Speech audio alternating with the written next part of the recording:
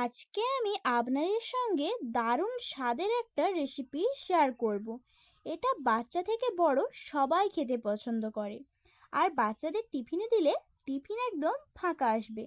তাই এই রেসিপিটা পুরোটা দেখতে থাকুন, স্কিপ না করে।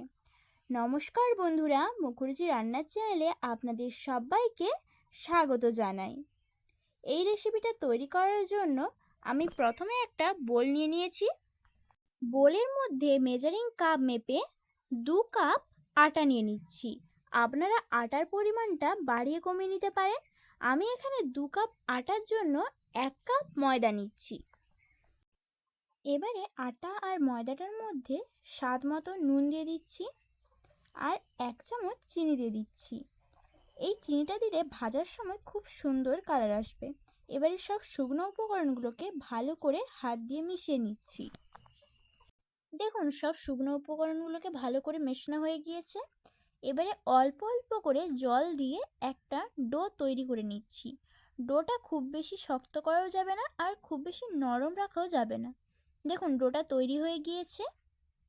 এবারে হাতের মধ্যে একটু তেল নিয়ে ডোর মধ্যে মাখিয়ে দেব।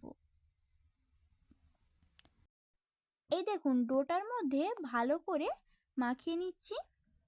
মাখানো হয়ে গেলে আধ ঘন্টার জন্য রেস্টে রেখে দিচ্ছি। এদিকে একটা কড়াই বসিয়ে নিয়েছি। কড়াইয়ের মধ্যে কিছুটা পরিমাণে রিফাইন্ড অয়েল দিয়ে দিলাম। তারপরে রসুন কুচি দিয়ে দিচ্ছি।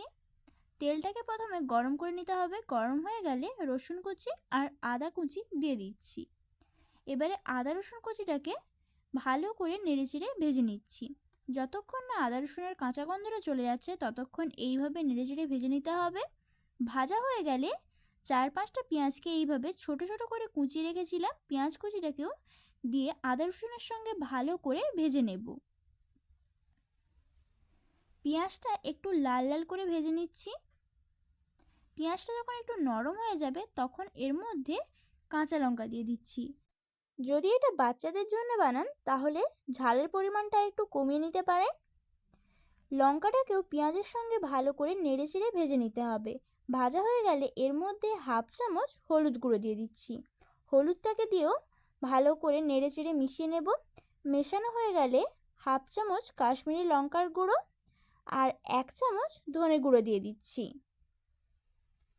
তারপরে আবারও মশলার সঙ্গে সব কিছুকে ভালো করে নাড়িয়ে চাড়িয়ে ভেজে নিতে হবে। যদি আপনাদের কাছে কাশ্মীরি লঙ্কার গুঁড়ো না থাকে তাহলে নাও দিতে পারেন। এবারে আলু সেদ্ধ দিয়ে দিচ্ছি। আমি এখানে 3টে বড় সাইজের আলুকে সেদ্ধ করে গ্রেট করে রেখেছিলাম। আপনারা আলুর পরিমাণটা বাড়িয়ে কমিয়ে নিতে পারেন। এবারে আলুটাকেও মশলার সঙ্গে ভালো করে মিশিয়ে নিচ্ছি, আর এই সময় গ্যাসটাকে একদম মিডিয়াম ফ্লেমে রাখতে হবে।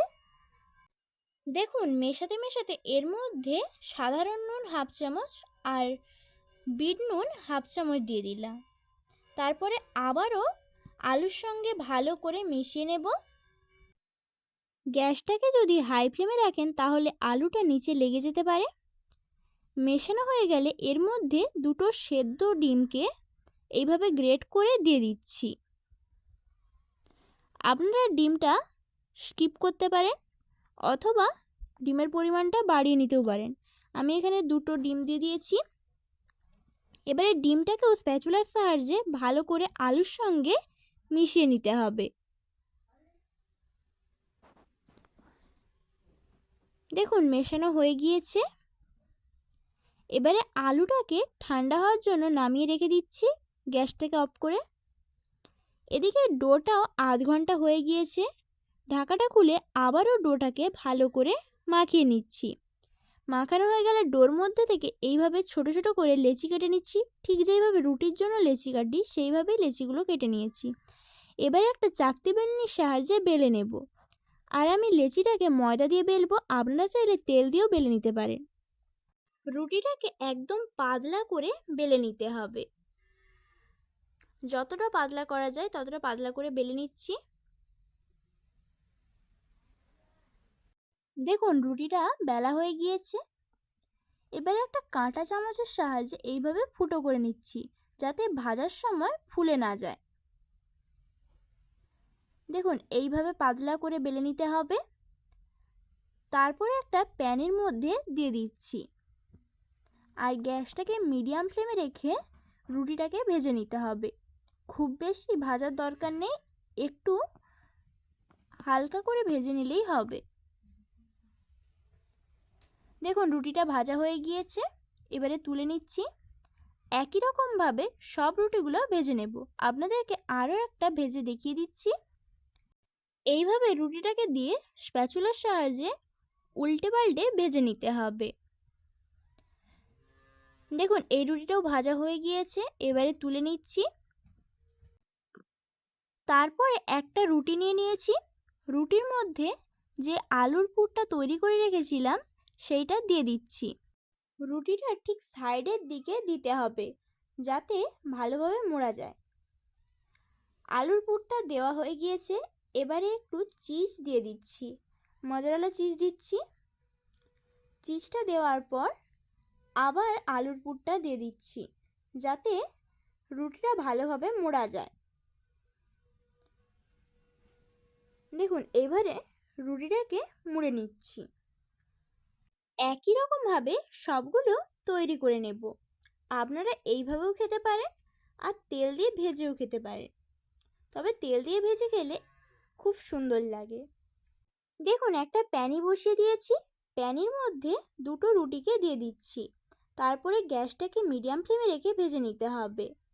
এবার রুটিটার এক পাশে ব্রাশের সাহায্যে তেল দিয়ে দিচ্ছি, আপনারা চাইলে ঘি বা বাটারও দিতে পারেন। তারপরে রুটিটাকে উল্টে নিচ্ছি। উল্টে নেওয়ার পরে এই পাশটাতেও তেল ব্রাশ করে দিচ্ছি, তবে গ্যাসটাকে মিডিয়াম ফ্লেমে রেখে ভাজতে হবে, না হলে চুঁয়ে যাবে। এইভাবে সোনালি কালার করে ভেজে নিতে হবে। একই রকমভাবে সবগুলো ভেজে নেব। দেখুন ভাজা হয়ে গিয়েছে, এবারে তুলে নিচ্ছি। সবগুলো তৈরি হয়ে গিয়েছে, আপনাদেরকে দেখিয়ে দিচ্ছি ভেতরটা কত সুন্দর হয়েছে। এই রেসিপিটা যদি আপনাদের ভালো লেগে থাকে লাইক এবং কমেন্ট করার অনুরোধ রইল। আর আমার চ্যানেলে নতুন বন্ধু হয়ে থাকলে চ্যানেলটিকে সাবস্ক্রাইব করে নেবেন। এইভাবে একবার হলেও বানিয়ে দেখতে পারেন। দেখুন চিজটা কত সুন্দর হয়ে গিয়েছে, খেতে অসাধারণ টেস্ট লাগে। ধন্যবাদ পুরো রেসিপিটা শেষ পর্যন্ত দেখার জন্য।